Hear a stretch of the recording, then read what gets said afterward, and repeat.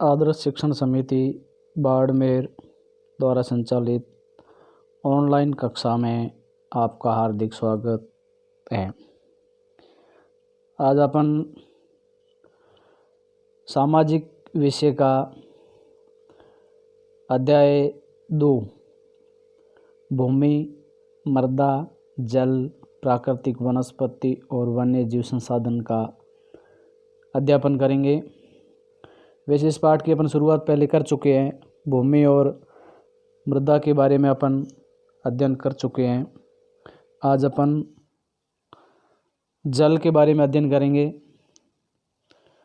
जल से आप सभी भली भांति से परिचित हैं कि जल एक ऐसा प्राकृतिक संसाधन है जिसके बिना प्राणी मात्र के जीवन की कल्पना भी नहीं कर सकते हैं। जल को प्रारंभ करने से पहले 2 मृदा के ये प्रकरण रह गए थे। पहला है चट्टान बांध। ये जल के प्रवाह को कम करने के लिए बनाए जाते हैं। ये नालियों की रक्षा करते हैं और मृदा क्षति को रोकते हैं।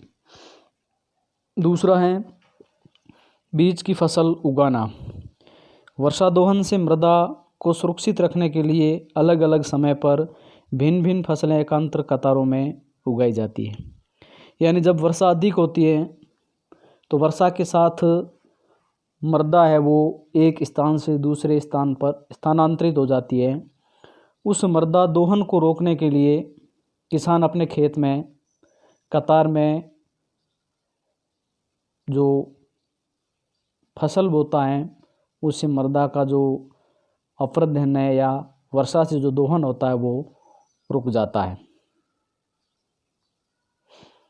अब है जल। जल एक महत्वपूर्ण नवीकरणीय प्राकृतिक संसाधन है। भूपृष्ठ का 3/4 भाग जल से ढका है, इसलिए इसे जल गृह कहना उपयुक्त है। लगभग 3.5 अरब वर्ष पहले जीवन आदि महासागरों में ही प्रारंभ हुआ था। यद्यपि आज भी महासागर पृथ्वी की सतह के 2/3 भाग को ढके हुए हैं और विविध प्रकार के पौधों और जंतुओं को मदद करते हैं। महासागरों का जल लवणीय है और मानवीय उपयोग के लिए उपयुक्त नहीं है। ये अपन भली प्रकार से जानते हैं कि महासागरों का जो जल है वो लवणीय जल है जो मानव के उपयोग के लिए नहीं है। अलवण जल केवल 2.7% ही है।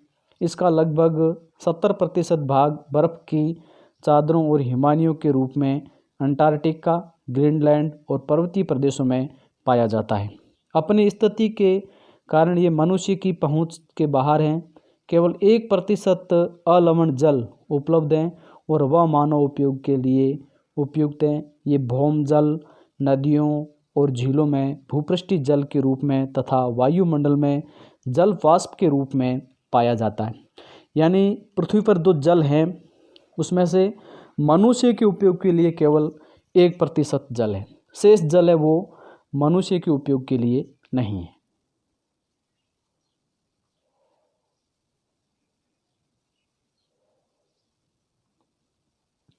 इसलिए अलवणीय जल पृथ्वी का सबसे अधिक मूल्यवान पदार्थ है। पृथ्वी पर जल न बढ़ाया जा सकता है और न घटाया जा सकता है।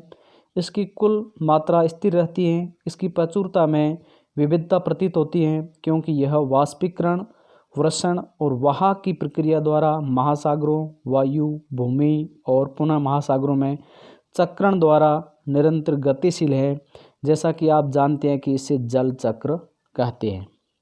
मनुष्य जल की बड़ी मात्रा का उपयोग न केवल पीने और धुलाई में ही करता है वरन उत्पादन प्रक्रियाओं में भी करता है। जल कृषि उद्योगों तथा बांधों के जलाशयों के माध्यम से विद्युत उत्पादन करने में भी प्रयोग किया जाता है। जल स्रोतों के सूखने अथवा जल प्रदूषण के कारण अलवणीय जल की आपूर्ति की कमी के मुख्य कारक बढ़ती जनसंख्या, भोजन और नकदी फसलों की बढ़ती मांग, बढ़ता नगरीकरण और बेहतर होता जीवन स्तर।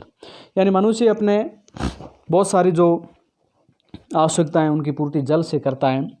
जैसे वह जो उत्पादन कार्य जितने भी होते हैं अपन देखते हैं फैक्ट्रियों में, जो सब जल के माध्यम से होता है। और दूसरा, बढ़ती हुई जनसंख्या है वो भी अधिक जल खपत करती है।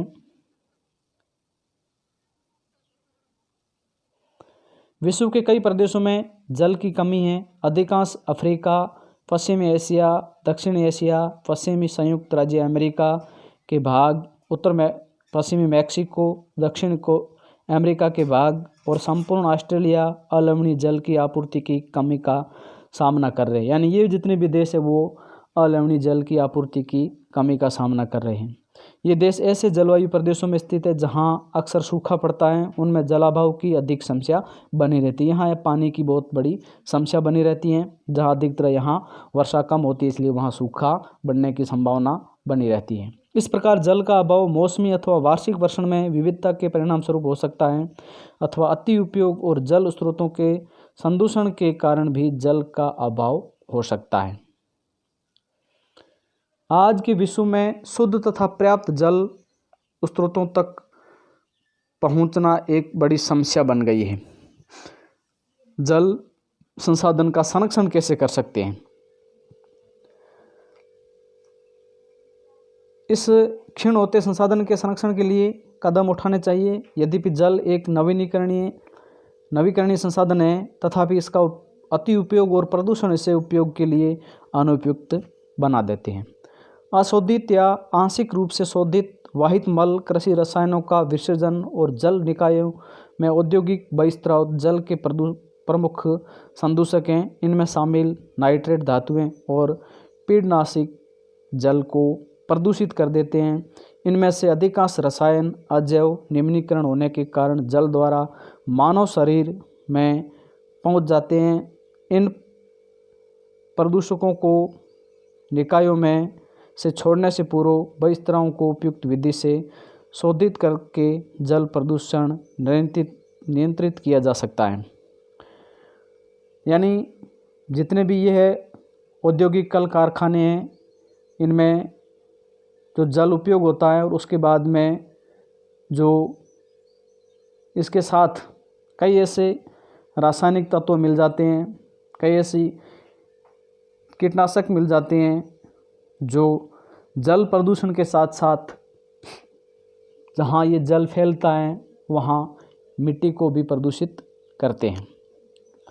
वन और वनस्पति आवरण धरातली प्रवाह को मंद करते हैं और भूमिगत जल को पुनः पूरित करते हैं। जल संग्रहण पृष्ठीय प्रवाह को बचाने की दूसरी विधि है।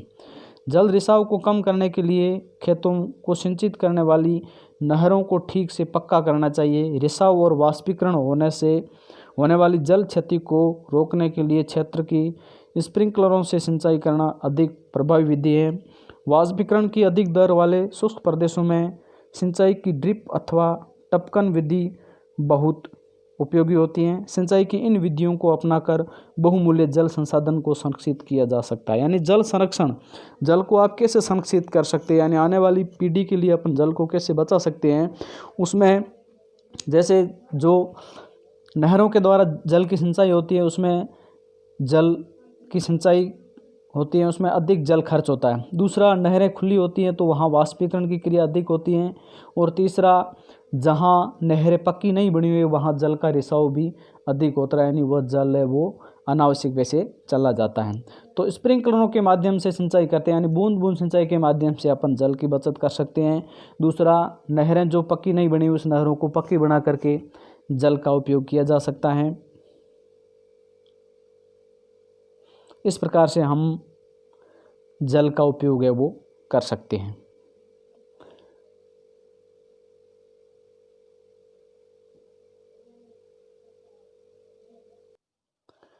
यानी सिंचाई की इन विधियों को अपनाकर बहुमूल्य जल संसाधन को संरक्षित किया जा सकता है।